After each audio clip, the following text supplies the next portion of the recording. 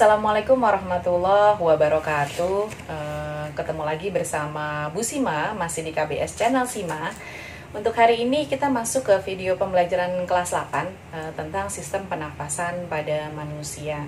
Nanti di sini kita akan bahas mengenai organ-organ pernafasan pada manusia, terus mekanisme pernafasan seperti apa, frekuensi pernafasan, terus udara-udara pernafasan, serta gangguan pada sistem pernafasan pada manusia. Yuk kita ikuti pembelajaran pada hari ini. Oke, sekarang kita akan membahas bab selanjutnya di materi kelas 8 itu tentang sistem pernafasan pada manusia.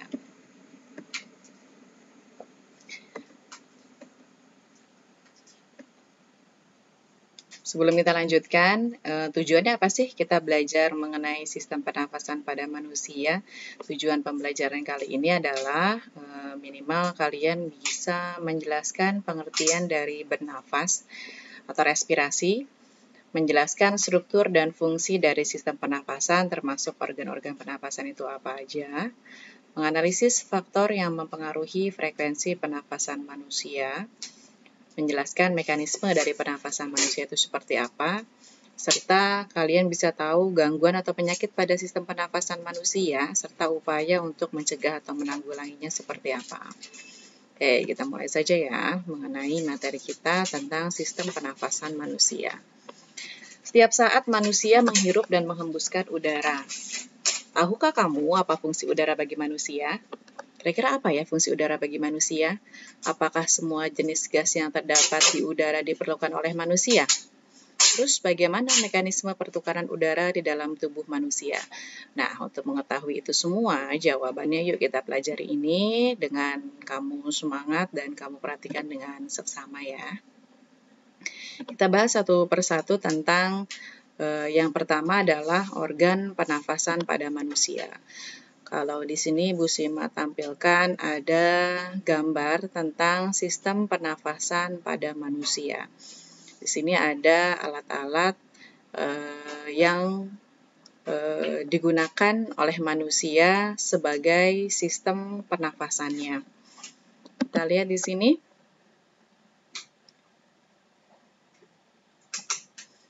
Ada rongga hidung di sini ya. Di sini ada rongga hidung, ada juga faring, ada laring, terus trakea, bronkus, bronkiolus, paru-paru. Nah, dalam paru-paru nanti di sini ada yang namanya alveolus juga. Nah, ini adalah organ-organ pernafasan yang ada pada manusia. Nah, kita akan bahas satu persatu mengenai organ-organ pernapasan ini.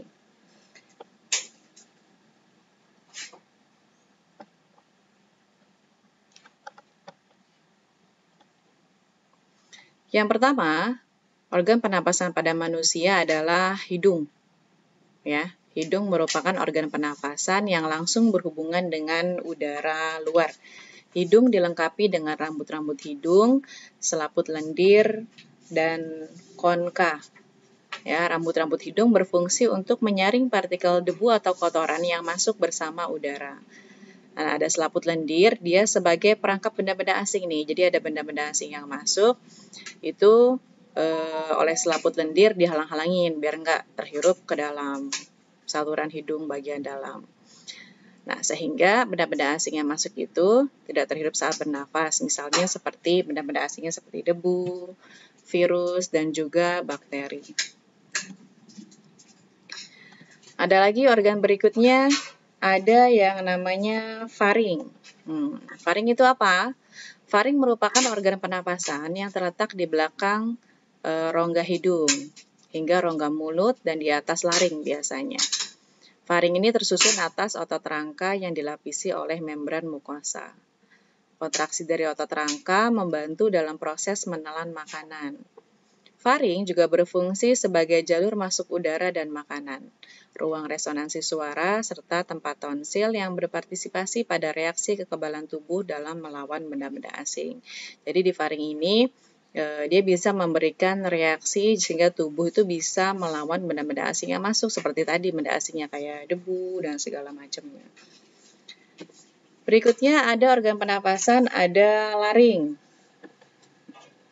Laring. Laring atau ruang suara merupakan organ pernafasan yang menghubungkan faring dengan trakea. Di dalam laring terdapat epiglotis dan pita suara.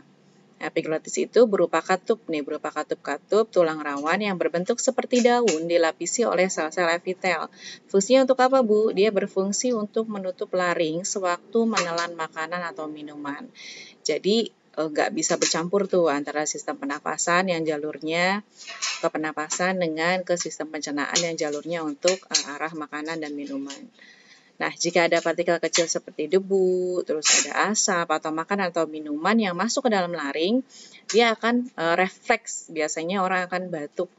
Ya, jadi ketika batuk itu ternyata dia fungsinya untuk mengeluarkan partikel-partikel tersebut nih dari laring. Jadi ketika kita keselak, tiba-tiba batuk, ya itu fungsinya untuk mengeluarkan zat-zat asing tadi yang harusnya nggak masuk, jadi dia bisa keluar lagi dari si laring itu.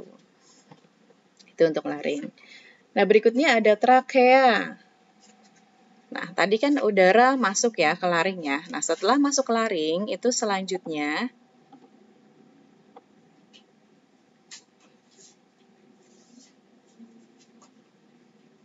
masuk ke trakea. Jadi udara yang telah masuk ke laring, dia langsung masuk ke trakea. Trakea itu adalah saluran yang menghubungkan laring dengan bronkus. Jadi sebelum masuk ke bronkus, dia harus melewati trakea dulu. Panjangnya sekitar 10-12 cm lah, dengan lebarnya sekitar 2 cm.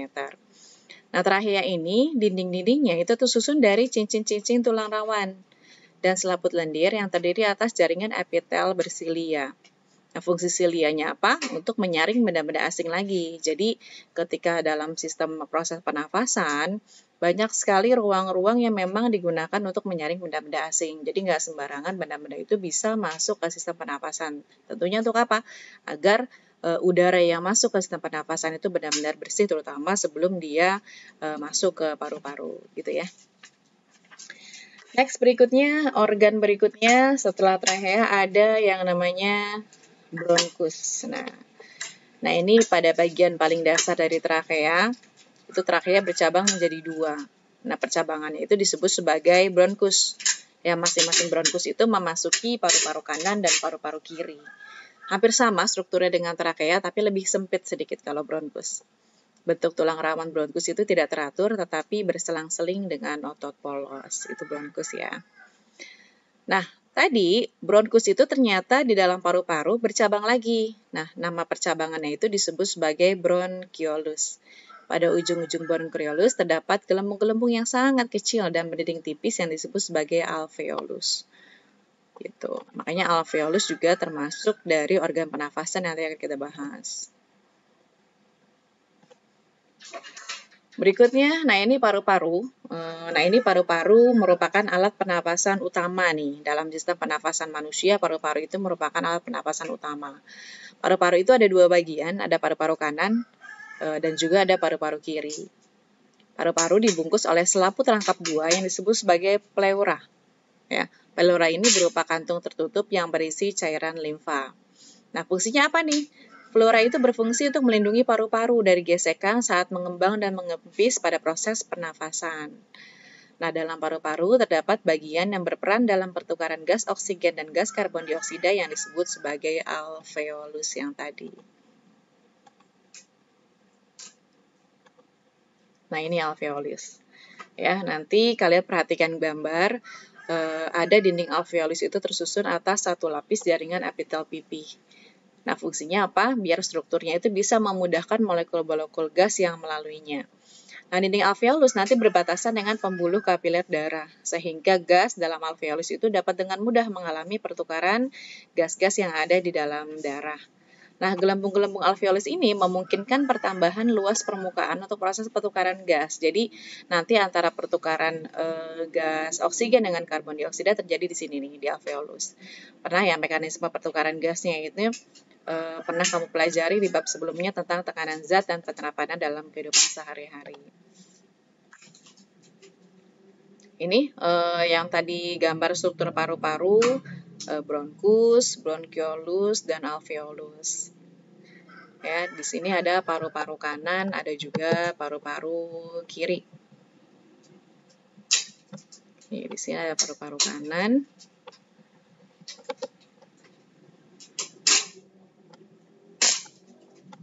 Paru-paru kanan, dari sini ada paru-paru kiri.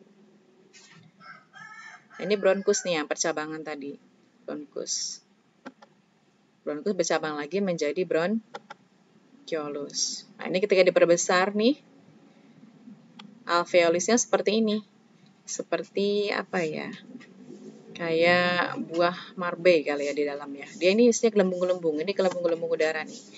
Gelembung udara, gelembung udara, gelembung udara. Dan disinilah di alveolus ini tempat terjadinya pertukaran udara antara gas oksigen dengan karbon dioksida. Itu ya. Nah, itu tadi adalah organ-organ pada sistem pernafasan pada manusia. Nah, sekarang bagaimana dari mekanisme pernafasan manusia? Nah, pada saat kamu bernafas, berlangsung dua mekanisme, yaitu menghirup udara dan menghembuskan udara. Istilahnya kalau menghirup udara disebut sebagai inspirasi, dan menghembuskan udara ada yang namanya ekspirasi. Nah, ini dia melibatkan pertukaran udara antara atmosfer dengan alveolus di paru-paru.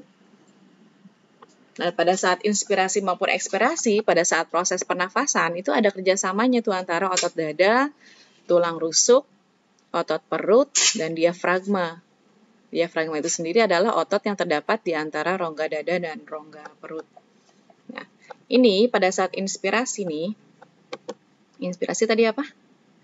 Inspirasi? Menghirup udara. Iya, menghirup udara. Itu inspirasi. Nah, pada saat inspirasi, diafragma dan otot dada itu berkontraksi. Nah,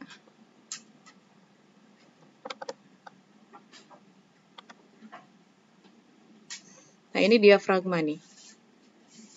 Inspirasi pada saat menghirup udara, inspirasi. Nah, itu diafragma, dia berkontraksi bergerak turun. Nah, otot tulang rusuk berkontraksi sehingga rongga dada mengembang. Makanya dia agak gembung di sininya nih.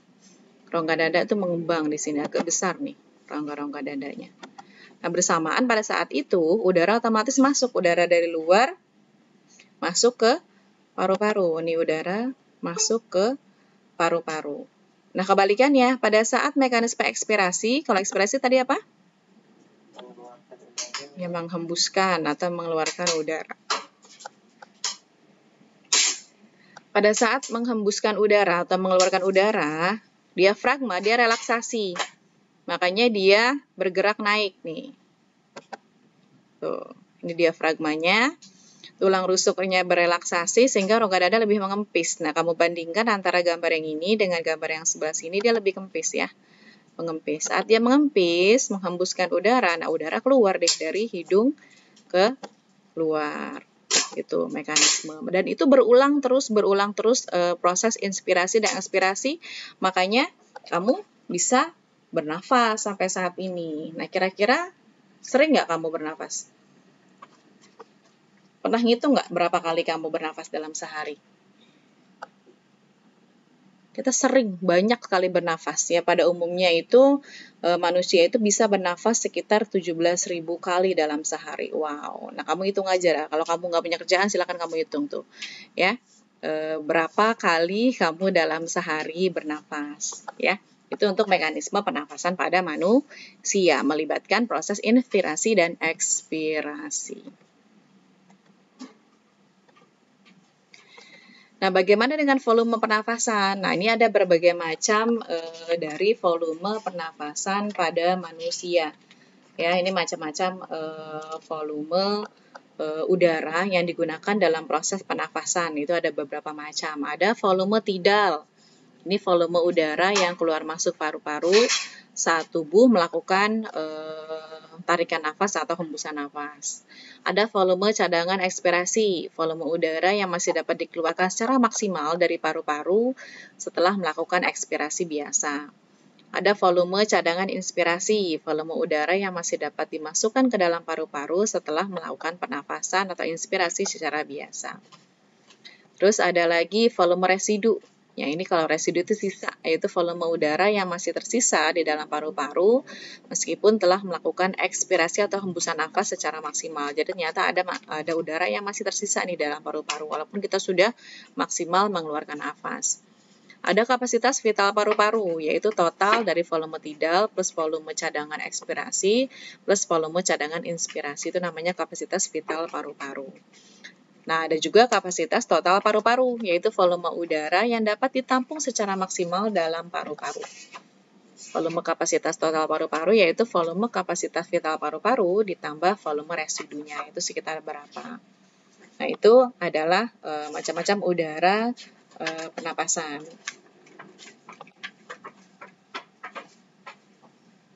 Yang berikutnya gangguan atau penyakit pada sistem pernafasan manusia. Nah ini ya yang namanya dalam tubuh kita, yang namanya organ-organ pada tubuh kita, ya pasti ada yang namanya gangguan atau penyakit yang berhubungan dengan gangguan, termasuk penyakit atau gangguan yang terjadi pada sistem pernapasan kita. Yang namanya kita memiliki organ-organ, pasti tidak luput dari organ tersebut akan mengalami kerusakan atau istilahnya gangguan atau penyakit. Nah, kira-kira apa aja sih penyakit pada sistem pernafasan? Yang pertama ada influenza. Influenza, flu ya, kalau bahasa kalian itu mungkin flu. Nah, influenza itu sebenarnya dari apa? Ya, disebabkan dari virus influenza. Makanya yang namanya virus itu kan cepat sekali menyebar. Bahkan ketika kamu nggak pilek nih, kamu nggak flu, tiba-tiba keluarga kamu flu. Nah, kamu dekat-dekat datu sama keluarga kamu. Kalau ketahanan tubuh kamu kurang baik, kurang fit, kamu tidak menutup kemungkinan juga pasti akan tertular. Nah, itu kalau virus itu kan sangat cepat menyebarnya. Dan biasanya flu itu ya sering lah, kamu mungkin pernah mengalami, hampir semua orang pernah mengalami flu. Gejala umumnya ya demam, pilek, bersin-bersin, ujung-ujungnya batuk, ditambah nanti sakit kepala, terus kadang rongga hidungnya juga terasa gatal. Nah, itu biasanya flu seperti itu. Nah, pencegahannya ya jaga kebersihan diri aja. Jaga kebersihan diri biasanya mencoba menghindar dulu dari orang yang terkena flu. Terus kalau misalkan bersin segala macam itu ditutup ya, ditutup menggunakan sapu tangan atau apa, jadi dia virusnya nggak akan menyebar. Dan toh misalkan kalian sudah tertular, ya tetap jaga kebersihan diri juga gitu. Pasti nanti ada antibiotik dan segala macamnya yang bisa menyembuhkan. Terus ada penyakit atau gangguan pada sistem pernafasan, berikutnya ada tonsilitis. Ya, ini terinfeksinya tonsil atau amandel, biasanya sama gejalanya itu sakit tenggorokan. Dia juga biasanya terinfeksi dari virus juga nih. Ada virus, terus juga ada bakteri juga. Nah, kalau virus biasanya menginfeksi itu biasanya ada adenovirus, influenza, ada coronavirus. Kayak virus corona itu sebenarnya dari dulu sudah ada nama coronavirus gitu. Cuma perkembangannya mungkin tidak seperti virus corona yang sekarang kamu sering dengar tuh. Sebenarnya namanya virus hampir sama kan, juga sekarang juga virus corona kan pencegahannya sama dengan menerapkan 5M. Kalau dulu 3M sekarang ditambah 2M lagi jadi 5M. Nah, kan kamu sudah pasti tahu tuh apa aja 5M-nya. Next, berikutnya ada faringitis. Nah, infeksi faring oleh kuman penyakit seperti virus dan bakteri juga. Nah, rata-rata dalam sistem pernafasan itu pasti yang menginfeksinya adalah virus dan bakteri. Karena jalur pernafasan kita yang utama itu dari hidung. Hidung itu biasanya rentan terhadap debu, asap, dan segala macam. Nah, sedangkan debu, udara-udara luar itu kan sangat rentan juga terhadap virus dan bakteri. Gitu, karena hidung itu berhubungan dengan sistem pernafasan yang paling utama, tempat masuknya ke jalur pernafasan tuh dari hidung. Makanya sekarang apalagi dalam kondisi pandemi seperti ini, kita nggak boleh lepas-lepas masker segala macam ketika kita keluar rumah. Tujuannya itu biar tidak langsung terinfeksi lewat hidung yang bisa menghirup debu dan segala macamnya. Berikutnya ada Pneumonia. Nah ini, pneumonia ini infeksi pada bronchiolus dan alveolus. Tadi ya, percabangan bronkus itu ya. Dan alveolus itu yang pertukaran gas antara oksigen dan karbon dioksida. Nah, pada penderita pneumonia paru-paru itu terdapat cairan yang kental biasanya menyebabkan oksigen yang diserap oleh darah itu menjadi berkurang karena ada cairan itu. Nah, makanya orang pengidap pneumonia itu dia oksigen yang diserap oleh darahnya menjadi berkurang karena terhalang oleh cairan-cairan yang kental tadi. Gitu. Nah, berikutnya ada tuberkulosis atau kamu sering nyebutnya TBC. Ya, penyakit TBC ini sebenarnya oleh apa sih? Nah, ternyata TBC ini disebabkan oleh infeksi bakteri Mycobacterium tuberculosis. Ya, TBC ini dapat menginfeksi paru-paru, tapi nggak cuma paru-paru aja. Bakteri ini juga ternyata bisa menginfeksi bagian lain dari tubuh. Ya, nah ketika bakteri tersebut masuk ke dalam paru-paru, bakteri akan menyebabkan infeksi sehingga memicu sistem imun untuk bergerak menuju area yang terinfeksi. Gitu. Jika sistem imunnya lemah, maka bakteri dapat masuk ke dalam peredaran darah dan sistem limfa untuk menginfeksi organ lain.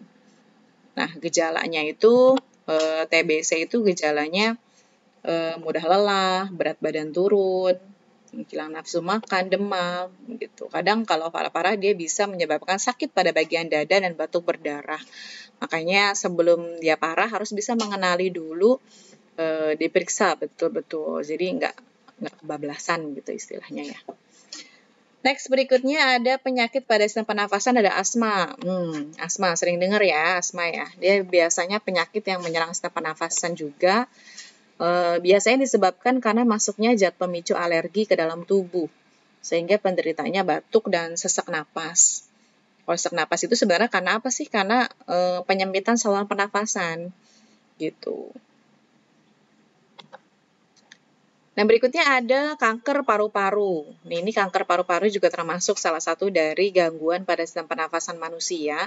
Biasanya terjadi karena pertumbuhan sel-sel yang tidak terkendali pada jaringan di dalam paru-paru. Jika sel-sel tersebut tidak segera ditangani, dapat menyebar ke seluruh paru-paru nih, bahkan jaringan di sekitar paru-paru. Nah, gejalanya biasanya sama sih gejalanya, sering dalam pernapasan itu pasti biasa batuk. Cuma kalau ini parahnya itu disertai darah biasa batuknya. Terus berat badan berkurang drastis, napas menjadi pendek, dan sakit pada bagian dada nyesek. Ya, itu untuk kanker paru-paru. Oke, alhamdulillah tadi kita sudah belajar mengenai sistem pernafasan pada manusia. Untuk pembelajaran kali ini Bu Sima cukupkan. Nanti kita akan bertemu lagi di video-video pembelajaran berikutnya. Terima kasih. Assalamualaikum warahmatullahi wabarakatuh.